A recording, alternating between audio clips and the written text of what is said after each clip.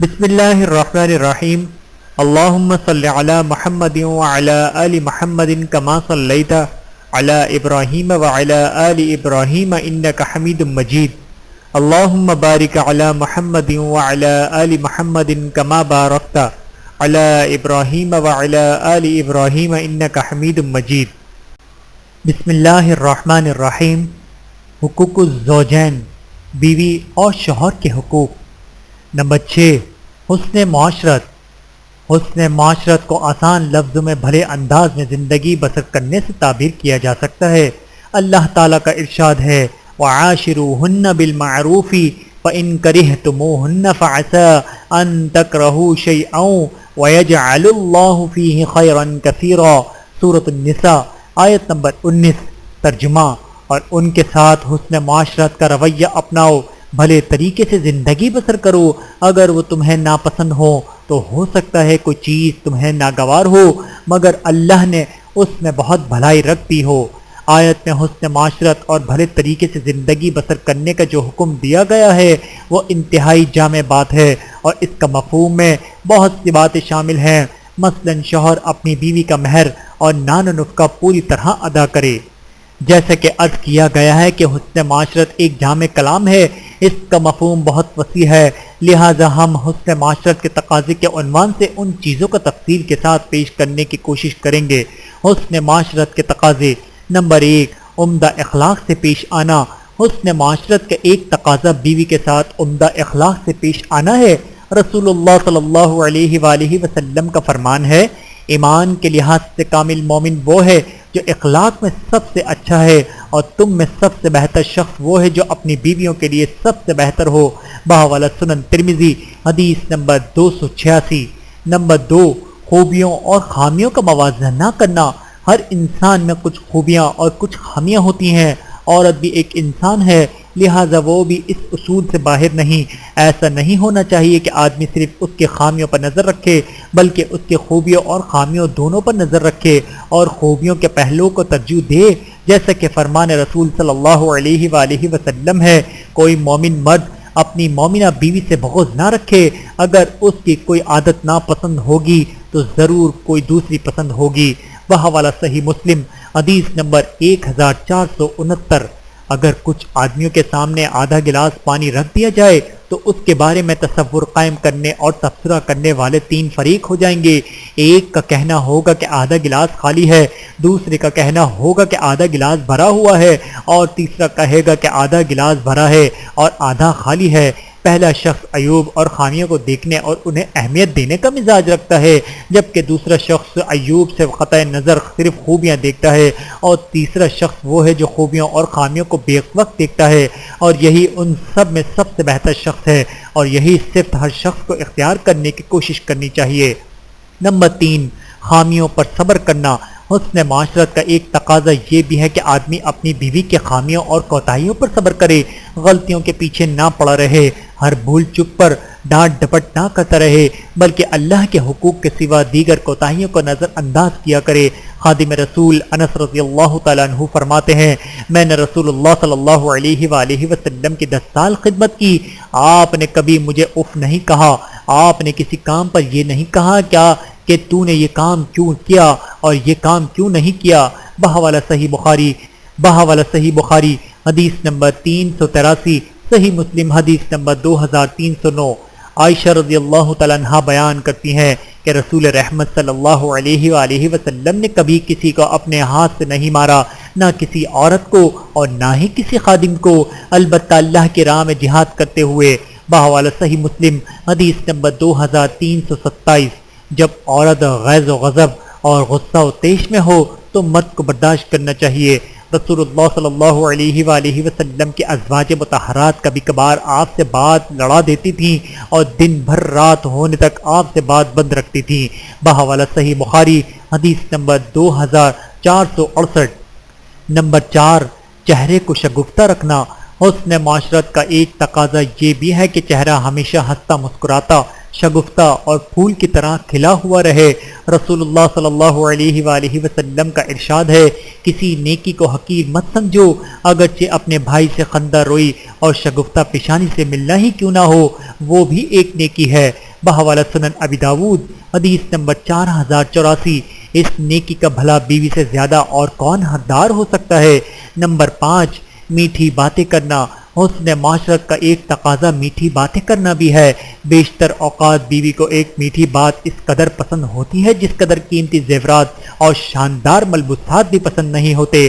آپ کی شیریں کلامی سے پیدا ہونے والے جذبات روح کے غذا ہیں۔ جس طرح خوراک کے بغیر جسم کی زندگی نہیں، ویسے ہی شیریں کلامی کے بغیر روح کی زندگی بے کیف ہے۔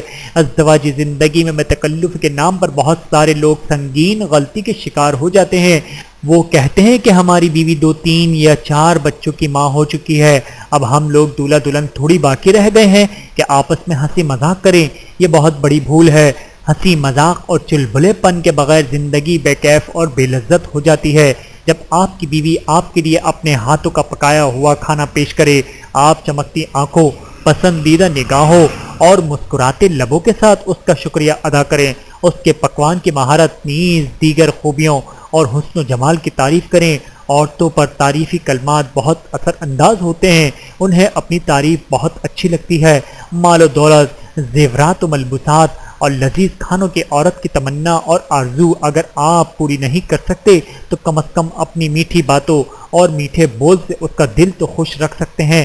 اس لیے کہ صرف زبان ہی کی تو حرکت دینے کی ضرورت ہے، اس سے زندگی کی لذت دو چند ہو جاتی ہے۔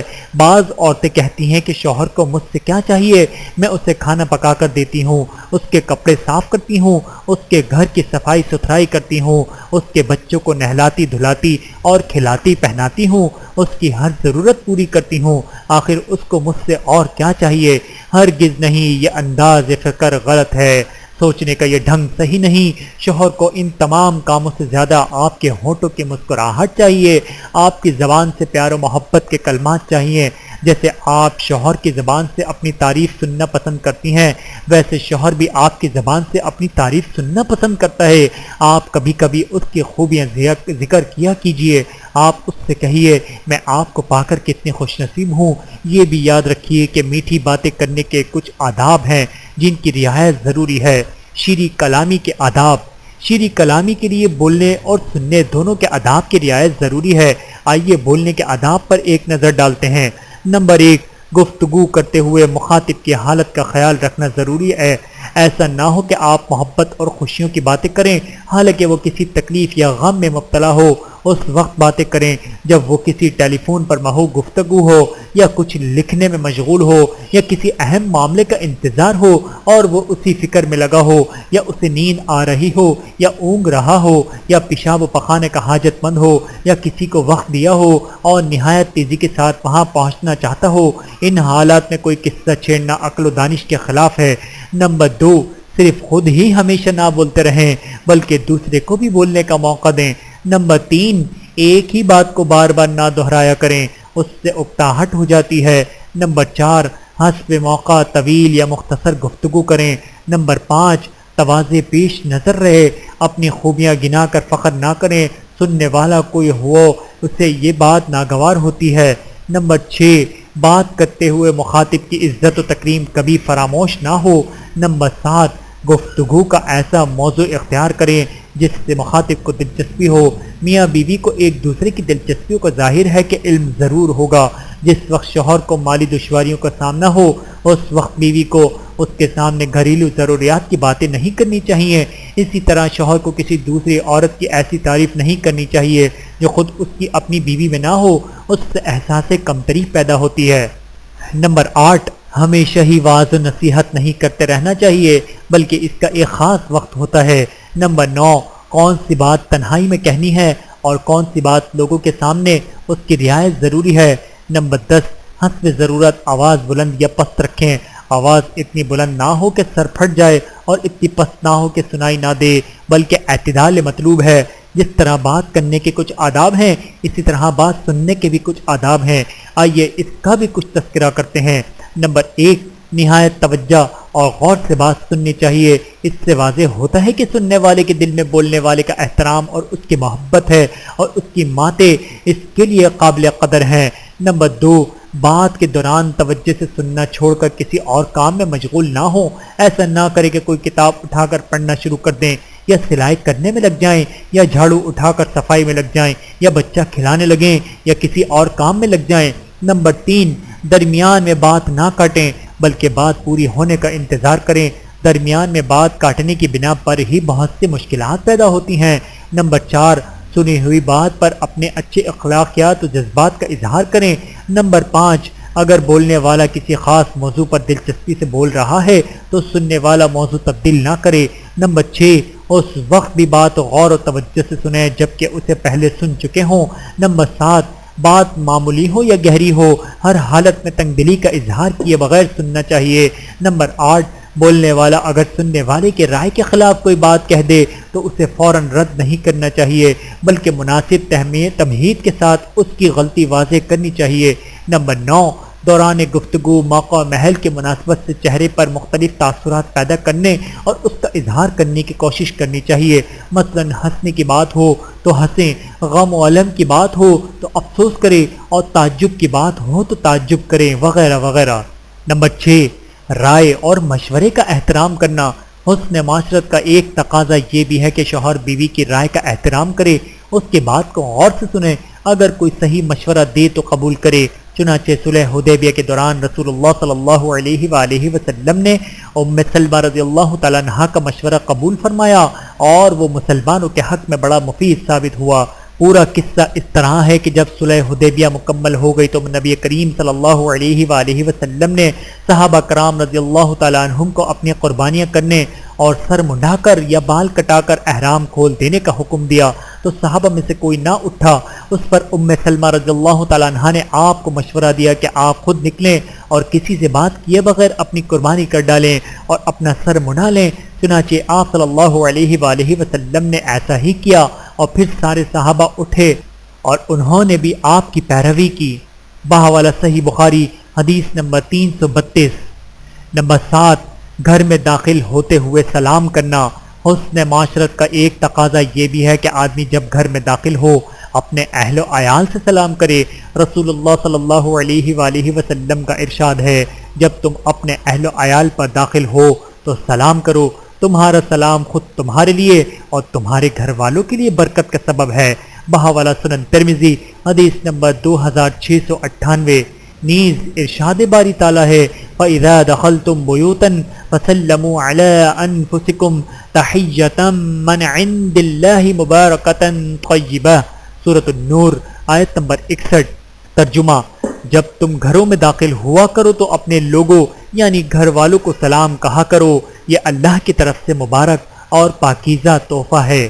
نمبر 8، راضی و خوش رکھنا۔ حسن معاشرت کا ایک تقاضا یہ بھی ہے کہ بیوی کو راضی اور خوش رکھنے کی کوشش کرے، اس کی خوب تکریم و عزت کرے، جس سے وہ راضی رہے، اس کے سامنے اس کے والدین اور گھر والوں کی تعریف کیا کرے، ان کے یہاں آمد رفت رکھے، مختلف مواقع پر اپنے یہاں ان کی دعوت کیا کرے اور ان کے ساتھ حسن سلوک کا برتاؤ کرے۔ رسول اللہ صلی اللہ علیہ وآلہ وسلم نے فرمایا، جس عورت نے مہر یا عطیہ یا وعدہ نکاح کیا تو یہ اگر عقد نکاح سے پہلے کی بات ہے تو وہی اس کی مستحق ہے، اور عقد نکاح کے بعد جو کچھ دیا جائے وہ اسی کا ہوگا جسے دیا گیا۔ آدمی جس چیز پر سب سے زیادہ عزت و تکریم کا مستحق ہے وہ اس کی بیٹی یا بہن ہے۔ بحوالہ سنن ابی داود حدیث نمبر 2129، صحیح سنن نسائی حدیث نمبر 120۔ حدیث کا مطلب یہ ہے کہ عقد نکاح سے پہلے جو کچھ بھی عطیہ دیا جائے یا وعدہ کیا جائے، ہوا کسی کے لیے بھی کیا جائے، اس کے مستحق عورت ہی ہے۔ البتہ نکاح کے بعد اگر عورت کے ولی باپ یا بھائی کے لیے کچھ وعدہ کیا جاتا ہے یا انہیں کوئی عطیہ دیا جاتا ہے تو وہ اس کے مستحق ہوں گے، عورت کے بجائے وہ انہیں کو ملے گا جن سے وعدہ کیا گیا ہے۔ نمبر 9، غلطیوں کی تلاش میں نہ رہنا۔ حسن معاشرت کا ایک تقاضا یہ بھی ہے کہ آدمی عورت کی غلطیوں کی تلاش میں نہ رہے، اسی لیے رسول اکرم صلی اللہ علیہ وآلہ وسلم نے فرمایا، جب تم میں سے کوئی زیادہ دنوں تک غائب رہے تو اپنی بیوی بچوں کے پاس رات میں نہ پہنچے۔ بحوالہ صحیح بخاری حدیث نمبر 296۔ حدیث سے معلوم ہوتا ہے کہ رات میں داخل ہونے کی ممانعت اسی شخص کے لیے ہے جو زیادہ دنوں تک غائب رہا ہو۔ البتہ جو شخص دن میں کسی کام سے نکلا اور رات میں آ سکتا ہے، کیونکہ جو لوگ زیادہ دنوں تک غائب رہتے ہیں ان کی بیویاں عموماً صفائی ستھرائی اور بناؤ سگار چھوڑ دیتی ہیں۔ اگر وہ اچانک رات میں پہنچیں گے تو ممکن ہے کہ اس گندگی حالت میں دیکھ کر بیوی سے نفرت ہو جائے، اسی لیے شریعت نے اس بات سے منع کیا ہے تاکہ آدمی اپنی بیوی کو پسندیدہ حالت میں نہ پائے۔ نمبر 10، دوا علاج کرنا۔ حسن معاشرت کا ایک تقاضا یہ بھی ہے کہ عورت جب بیمار ہو اس کو دوا و علاج مہیا کیا جائے، خواہ مرض کی مدت کتنی ہی طویل ہو جائے اور اس کے دوران مرد اس سے کوئی فائدہ نہ اٹھا پا رہا ہو، بلکہ اس سے بڑھ کر یہ ہونا چاہیے کہ مرد بنفس نفیس اس کی دیکھ ریکھ اور نگرانی کرے اور اس کی بیماری میں ہمیشہ اس کے ساتھ ساتھ رہے۔ ذو النورین عثمان بن عفان رضی اللہ تعالیٰ عنہ صرف اس وجہ سے غزوہ بدر میں شریک نہ ہوئے کہ ان کی زوجہ مطہرہ رقیہ بنت رسول صلی اللہ علیہ وآلہ وسلم بیمار تھیں، تو نبی کریم صلی اللہ علیہ وآلہ وسلم نے ان سے فرمایا تم ان کے ساتھ ٹھہرو، ان کی تیمارداری کرو، تمہیں بدر میں حاضر ہونے والوں کا ثواب ملے گا اور مال غنیمت میں سے بھی حصہ ملے گا۔ بحوالہ صحیح بخاری حدیث نمبر 48۔ نمبر 11، عدل و انصاف کرنا۔ حسن معاشرت کا تقاضا یہ بھی ہے کہ اگر بیویاں ایک سے زائد ہوں تو ان کے درمیان باری باری کی تقسیم اور نان و نفقہ دینے میں عدل و انصاف سے کام لیا جائے۔ ارشاد باری تعالیٰ ہے، ان اللہ یأمر بالعدل والاحسان، سورۃ النحل آیت نمبر 90۔ ترجمہ، بے شک اللہ تعالیٰ تمہیں عدل اور حسن سلوک کا حکم دیتا ہے۔ نیز رسول اللہ صلی اللہ علیہ وآلہ وسلم نے فرمایا ہے، جب کسی شخص کے پاس دو بیویاں ہوں اور اس نے ان کے درمیان عدل و انصاف سے کام نہ لیا ہو تو وہ قیامت کے دن اس حالت میں آئے گا کہ اس کا ایک پہلو جھکا ہوا ہوگا۔ بحوالہ سنن ابی داود، ترمذی، سنن نسائی۔ نمبر 12، گھریلو کاموں میں ہاتھ بٹانا۔ حسن معاشرت کا ایک تقاضا یہ بھی ہے کہ اگر فرصت ملے تو گھریلو کاموں میں بیوی کا ساتھ دیا جائے اور اس کا ہاتھ بٹایا جائے۔ ام المؤمنین حضرت عائشہ رضی اللہ تعالیٰ عنہا فرماتی ہیں کہ رسول اللہ صلی اللہ علیہ وآلہ وسلم نے اپنے اہل کی خدمت میں ہوا کرتے تھے، جب نماز کا وقت ہوتا تو نماز کے لیے نکلتے۔ بحوالہ صحیح بخاری حدیث نمبر 162۔ دوسری جگہ حضرت عائشہ رضی اللہ تعالیٰ عنہا سے ہی یہ روایت منقول ہے، نبی کریم صلی اللہ علیہ وآلہ وسلم ایک بشر تھے، اپنے کپڑوں سے جو نکالتے، اپنی بکری دھوتے اور اپنی خدمت آپ کرتے۔ بحوالہ مستند احمد حدیث نمبر 256۔ حسن معاشرت میں اسوہ حسنہ۔ آئیے نبی کریم صلی اللہ علیہ وآلہ وسلم کے اسوہ حسنہ پر ایک نظر ڈالتے چلیں کہ آپ کی معاشرت کا کیا انداز تھا۔ آپ صلی اللہ علیہ وآلہ وسلم ہمیشہ خندہ رو رہنے والے تھے، اپنی بیویوں سے ہنسی مذاق کرتے، ان سے لطف و نرمی برتتے، انہیں نان و نفقہ کشادگی کے ساتھ دیتے۔ آپ نے عائشہ رضی اللہ تعالیٰ عنہا سے دوڑ کا مقابلہ بھی کیا، یہ محبت کا ایک انداز تھا۔ کبھی کبھی آپ تمام بیویوں کو اس بیوی کے گھر جمع کرتے جس کی باری ہوتی اور شام کا کھانا سب کے ساتھ کھاتے، پھر سب اپنے اپنے گھروں کو لوٹ جاتی۔ عشاء پڑھ کر جب گھر میں داخل ہوتے تو سونے سے پہلے کچھ دیر اپنے اہل سے باتیں کرتے۔ عائشہ رضی اللہ تعالیٰ عنہا کہتی ہیں، فجر کی 2 رکعت سنت کے بعد آپ مجھے بیدار پاتے تو مجھ سے باتیں کرتے، ورنہ اقامت ہونے تک لیٹ جاتے۔ رات میں کبھی کبھی عبرت والے قصے سناتے، جیسا کہ حدیث ام ذرہ میں ہے جس میں 11 عورتوں نے اپنے اپنے شوہروں کی صفات بیان کی ہے۔ یہ حدیث بخاری و مسلم میں موجود ہے۔ عائشہ رضی اللہ تعالیٰ عنہا بیان کرتی ہیں کہ میں پینے کے برتن سے کوئی چیز پیتی حالانکہ میں حالت حیض میں ہوتی تھی، پھر بھی نبی کریم صلی اللہ علیہ وآلہ وسلم وہ برتن لے کر وہیں سے منہ لگاتے پیتے جہاں سے میں نے منہ لگا کر پیا ہوتا۔ اسی طرح میں گوشت والی ہڈی لے کر نوچتی، پھر آپ اسے لیتے اور وہیں منہ رکھتے جہاں میں نے منہ رکھا ہوتا۔ کبھی کبھی آپ صلی اللہ علیہ وآلہ وسلم پیار سے نام مختصر کر کے پکارا کرتے تھے، جیسے عائشہ رضی اللہ تعالیٰ عنہا کو عائش، اویش اور حمیرہ سرخ لال کہنا ثابت ہے۔ رسول اللہ صلی اللہ علیہ وآلہ وسلم نے ایک بار عائشہ سے فرمایا، جب تم مجھ سے راضی ہوتی ہو تو تب بھی مجھے ہی پتہ چل جاتا ہے اور جب ناراض ہوتی ہو تب بھی پتہ چل جاتا ہے۔ عائشہ رضی اللہ تعالیٰ عنہا نے عرض کیا، وہ کیسے؟ آپ نے ارشاد فرمایا، جب تم مجھ سے راضی ہوتی ہو تو مجھ سے یوں بات کرتی ہو، محمد صلی اللہ علیہ وآلہ وسلم کے رب کی قسم، اور جب ناراض ہوتی ہو تو یوں کہتی ہو، ابراہیم علیہ السلام کے رب کی قسم۔ عائشہ رضی اللہ تعالیٰ عنہا نے عرض کیا، ہاں اے اللہ کے رسول، اللہ کی قسم میں صرف آپ کا نام ہی چھوڑتی ہوں، یعنی دل کی محبت میں کوئی کمی نہیں ہوتی۔ بحوالہ صحیح بخاری حدیث نمبر 285۔ سبحان اللہ۔ عائشہ رضی اللہ تعالیٰ عنہ فرماتی ہیں کہ رسول اللہ صلی اللہ علیہ وآلہ وسلم غزوہ تبوک یا خیبر سے لوٹ کر آئے، میرے گھر کے طاق پر پردہ پڑا تھا، اس کے اندر گڑیا رکھی ہوئی تھی، ہوا چلنے سے پردے کا ایک کونا تو اڑ گیا اور میرے کھیلنے کی گڑیا دکھائی دے گئی۔ آپ صلی اللہ علیہ وآلہ وسلم نے پوچھا عائشہ یہ کیا ہے؟ میں نے کہا میری گڑیا ہے۔ ان گڑیوں میں ایک گھوڑا تھا جس پر کپڑے کے 2 بازو تھے۔ آپ نے اسے دیکھ کر پوچھا یہ بیچ میں کیا ہے؟ میں نے کہا گھوڑا ہے۔ آپ نے پوچھا اس کے اوپر کیا ہے؟ میں نے کہا پر لگے ہیں۔ آپ نے فرمایا گھوڑے کے بھی پر ہوتے ہیں؟ میں نے کہا آپ نے نہیں سنا کہ سلیمان علیہ السلام کے پاس پردار گھوڑے تھے؟ یہ سن کر اللہ کے رسول صلی اللہ علیہ وآلہ وسلم ہنس پڑے، یہاں تک کہ آپ کی داڑھیں کھل گئیں۔ بحوالہ سنن ابی داؤد حدیث نمبر 4932۔ عائشہ رضی اللہ تعالیٰ عنہ کی روایت ہے، کہتی ہیں کہ مجھے رسول اللہ صلی اللہ علیہ وآلہ وسلم نے بلایا، عید کا دن تھا، حبشی لوگ مسجد میں اپنے ہتھیاروں سے کھیل رہے تھے۔ آپ نے مجھ سے فرمایا اے حمیرہ ان کا کھیل دیکھنا چاہتی ہو؟ میں نے عرض کیا ہاں۔ آپ نے مجھے اپنے پیچھے کھڑا کر لیا، اپنے کندھے جھکا لیے تاکہ میں دیکھ سکوں۔ میں نے اپنی تھوڑی آپ کے کندھوں پر رکھی، اپنا چہرہ آپ کے رخسار سے ٹیک دیا اور آپ کے کندھوں کے اوپر سے دیکھتی رہی۔ آپ فرما رہے تھے اے بنو رفتہ تم اپنے کھیل میں مشغول رہو۔ پھر آپ کہنے لگے اے عائشہ ابھی آسودہ نہیں ہوئی، ابھی جی نہیں بھرا؟ میں نے کہا نہیں، میں آپ کے دل میں اپنا درجہ دیکھنا چاہتی تھی۔ پھر جب میں اکتا گئی اور آپ نے فرمایا بس، میں نے کہا ہاں۔ آپ نے فرمایا جاؤ۔ عائشہ رضی اللہ تعالیٰ عنہ فرماتی ہیں ذرا سوچو تو صحیح، جو لڑکی کم سن اور کھیل کود کی شوقین ہوگی کتنی دیر تک تماشا دیکھے گی۔ بحوالہ صحیح بخاری حدیث نمبر 4938، صحیح مسلم حدیث نمبر 892۔ ایک واقعہ اور ہے جس کی طرف پہلے بھی اشارہ گزر چکا ہے کہ ایک بار عائشہ رضی اللہ تعالیٰ عنہ رسول اللہ صلی اللہ علیہ وآلہ وسلم کے ساتھ سفر میں تھیں۔ ابھی وہ کم سن تھیں اور ان کے بدن پر گوشت نہیں آیا تھا، موٹی نہیں ہوئی تھی۔ آپ صلی اللہ علیہ وآلہ وسلم نے صحابہ سے کہا آگے بڑھ جاؤ، چنانچہ وہ سب آگے بڑھ گئے۔ پھر آپ نے کہا عائشہ آؤ دوڑ کا مقابلہ کرتے ہیں۔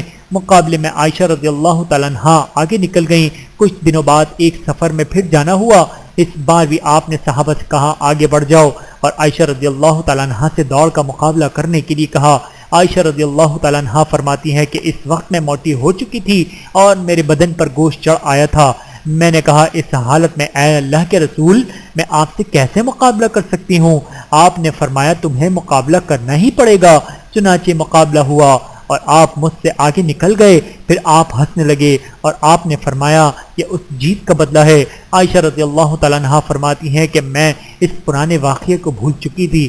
بحوالہ سنن ابی داؤد حدیث نمبر 403، بحوالہ سنن مستند احمد حدیث نمبر 264۔ عائشہ رضی اللہ تعالیٰ عنہ کا ایک واقعہ اور ہے، فرماتی ہیں کہ میرے پاس سودا رضی اللہ تعالیٰ عنہ اور رسول اللہ صلی اللہ علیہ وآلہ وسلم موجود تھے۔ میں خزیر پکا کر لے کر آئی۔ خزیر ایک قسم کا کھانا ہے جس پہ گوشت کو ٹکڑے ٹکڑے کر کے ابال لیا جاتا ہے اور پھر اس پر آٹا ڈال دیا جاتا ہے۔ عائشہ رضی اللہ تعالیٰ عنہ فرماتی ہیں کہ میں نے سودا رضی اللہ تعالیٰ عنہ سے کہا کہ کھاؤ، انہوں نے کہا مجھے پسند نہیں۔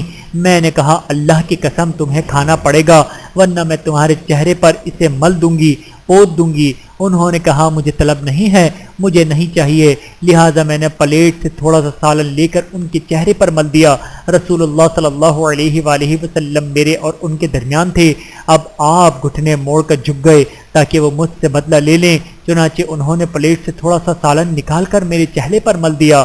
یہ منظر دیکھ کر رسول اللہ صلی اللہ علیہ وآلہ وسلم ہنسنے لگے۔ بحوالہ سنن نسائی حدیث نمبر 31۔ شفا بنت عبداللہ رضی اللہ تعالیٰ عنہ کہتی ہیں کہ میں نے حفصہ رضی اللہ تعالیٰ عنہ کے پاس تھی کہ رسول اللہ صلی اللہ علیہ وآلہ وسلم داخل ہوئے۔ آپ نے مجھ سے کہا تم حفصہ کو بخل میں نکلنے والے دانتوں کو منتر کیوں نہیں سکھا دیتی جیسا کہ تم نے انہیں لکھنا سکھایا ہے۔ بحوالہ سنن ابی داؤد حدیث نمبر 3887۔ بخل کے دانوں کے منتر کے طور پر جو چیز مشہور تھی وہ یہ تھی، دلہن مجلس جماتی ہے، خضاب و سرما لگاتی ہے اور سب کچھ کرتی ہے مگر مرد کی نافرمانی نہیں کرتی۔ گویا یہ ایک مزاحیہ بات تھی جسے ہر سننے والا سمجھ سکتا ہے، اور اس میں نہ ہی کوئی نفع ہے اور نہ ہی کوئی نقصان۔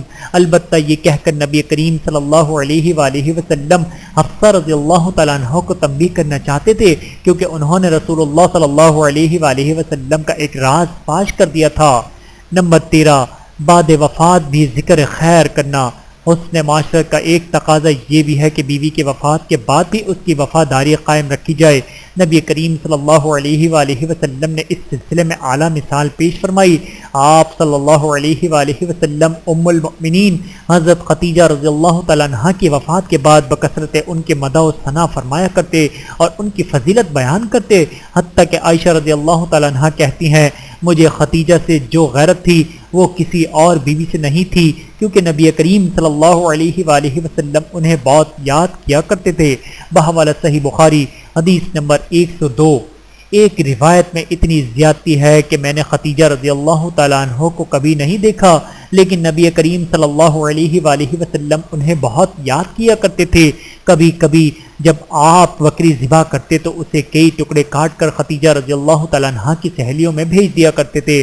بحوالہ صحیح بخاری حدیث نمبر 108۔ عائشہ رضی اللہ تعالیٰ عنہ فرماتی ہیں کہ نبی کریم صلی اللہ علیہ وآلہ وسلم جب خدیجہ رضی اللہ تعالیٰ عنہ کا ذکر کرتے تو ان کی تعریف اور دعائے مغفرت کرتے نہ تھکتے۔ ایک دن آپ نے ان کا ذکر کیا تو مجھے غیرت آ گئی۔ میں نے کہا بے شک اللہ تعالیٰ نے آپ کو اس بڑھیا سے اچھا بدل عطا فرمایا ہے۔ اس بات پر نبی کریم صلی اللہ علیہ وآلہ وسلم نے اس قدر غضبناک ہوئے کہ مجھے اپنے دل میں بڑا دکھ ہوا، اور میں نے اپنے جی میں کہا اے اللہ اگر تو اپنے رسول کا غصہ مجھ پر سے ختم کر دے تو میں کبھی برائی کے ساتھ خدیجہ رضی اللہ تعالیٰ عنہ کا نام نہیں لوں گی۔ پھر نبی کریم صلی اللہ علیہ وآلہ وسلم نے جب میری یہ کیفیت دیکھی تو آپ نے فرمایا تم نے کیا کہا؟ اللہ کی قسم جب لوگوں نے مجھے جھٹلا دیا تھا تو خدیجہ مجھ پر ایمان لائی تھی، جب لوگوں نے مجھے چھوڑ دیا تھا تو اس نے مجھے پناہ دی تھی اور اس سے مجھے اولاد عطا ہوئی تھی، جبکہ تم سب مجھ سے اولاد سے محروم ہو۔ آپ صلی اللہ علیہ وآلہ وسلم ایک ماہ تک صبح و شام یہ بات دہراتے رہے۔ اللہ تعالی ہم سب کو عمل کرنے کی توفیق عطا فرمائے، آمین ثم آمین۔ ویڈیو دیکھنے کا بہت شکریہ۔ مزید ویڈیوز دیکھنے کے لیے ہمارے چینل کو سبسکرائب کریں۔ اگر ویڈیو پسند آئے تو لائک کریں۔ اچھی بات کو دوسروں تک پہنچانا صدقہ جاریہ ہے۔ جزاکم اللہ خیرا کثیرا۔ اپنا اور اپنے پیاروں کا بہت زیادہ خیال رکھیے گا اور مجھے دعاؤں میں یاد رکھیے گا۔ Take care. اللہ حافظ۔